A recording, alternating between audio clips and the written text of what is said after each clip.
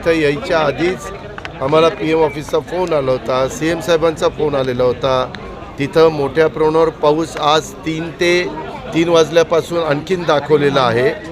पाऊस जास्त पडला तर सगळं तिथं पाणी होतं आणि यायला जायला अडचणीचं होतं. पुणेकरांची गैरसोय होईल. पंतप्रधानांचा सहसा कटाक्षाने प्रयत्न असा असतो, ज्या भागामध्ये एखाद्या उद्घाटनाला भूमिपूजनाला गेलं तर तिथल्या नागरिकांना पण कुठलाही त्रास होता कामा नये. आज काल रात्री आम्ही तिथल्या पुण्याच्या आणि पिंपरी चिंचवडच्या विद्यार्थिनींच्या शाळांना पण सुट्टी दिलेली होती. अशा सगळ्या गोष्टी होत्या. कारण काल पण धो पाऊस पडला. मी स्वतः त्या साईटवर होतो. चिखल प्रचंड झालेला होता. तरी देखील आम्ही खूप काळजी सगळी घेतलेली होती. पण शेवटी PM ऑफिसला असं वाटलं की अशा परिस्थितीत जाण्याच्यापेक्षा थोडंसं वातावरण निसर्गाचं किंवा वेदर ठीकठाक झाल्यावर जाऊ म्हणून तो कार्यक्रम कॅन्सल नाही झालेला, पुढे ढकललेला. शिवसेनाने ते संजय राऊत ने महाविकास आघाडी सारखे अजित पवार आमदार पण होणार नाही असा आरोप केला. ठीक आहे, त्यांनी मला शुभेच्छा दिल्या, धन्यवाद.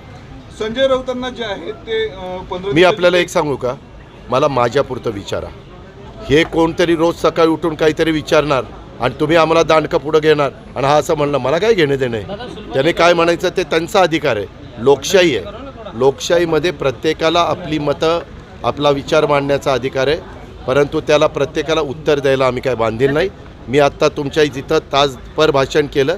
मी काय आम्ही महायुतीनं विकास केलेला आहे, काय इथल्या लोकप्रतिनिधींनी पाठपुरावा केलेला आहे, सरकारने काय काय इथं दिलेलं आहे, उद्याच्याला काय काय देऊ पाहतोय, मागं काय योजना बजेटमध्ये दिलेल्या आहेत, ह्या सगळ्या तुमच्यासमोर ठेवण्याचं काम आम्ही लोकांनी केलेलं आहे.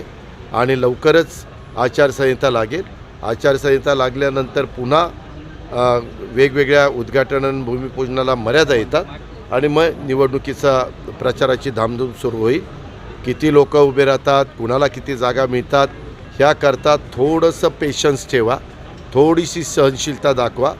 आमचं महायुतीचं ज्यावेळेस ठरेल त्यावेळेस प्रेस कॉन्फरन्स घेऊन एकनाथरावजी, मी, देवेंद्रजी, चंद्रशेखर बावनकुळेजी, सुनील तटकरेजी आम्ही एकत्रपणे तुम्हाला कुणाकुणाला कुठल्या कुठल्या जागा दिलेल्या आहेत आणि काय काय केलेलं आहे ते सांगू. एक शेवटचा प्रश्न, अमरावतीचे उमेदवार असतील का अजून त्या संदर्भात जर 288 जागांमध्ये कुठल्या जागा कुणाला तेच ठरलेलं नाही.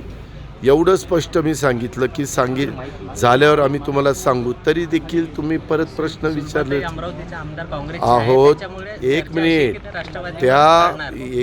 त्याच्यामध्ये कुठल्या जागा कुणाला जातात ते एकदा ठरू द्या. ते ठरल्यानंतर मी आमचे उमेदवार कोण कोण आहेत सांगेन. दादा, निवडणुकीपूर्वी जे आहेत जिशान सिद्दीकी आमदार आहेत काँग्रेसचे, त्यांना 100 कोटी रुपयाचा जो भरभरून निधी देण्यात आलेला आहे. कसला विकास कामांसाठी 100 कोटींचा निधी निवडणुकीचा पूर्वी. नाही, मग विकास कामाला निधी इथं नाही दिला 1420 कोटीचा निधी. काही दिवस अरे बाबा, कुणी जरी आमदार, उद्या तू पण आमदार झाला तर निधी दिल्याशिवाय तर तू विकास करू शकणार नाही. तुम्ही आमदार कशा करता होता, जोही आमदार होतो तो त्या भागाचा सर्वांगीण विकास करण्याच्याकरता, प्रश्न सोडवण्याच्याकरता, अडचणीतनं मार्ग काढण्याच्या करता तशा पद्धतीनं सगळ्यांनाच निधी कमी अधिक प्रमाणामध्ये दिला जातो. त्याच्यामध्ये तर नाही दिला असेल. धन्यवाद.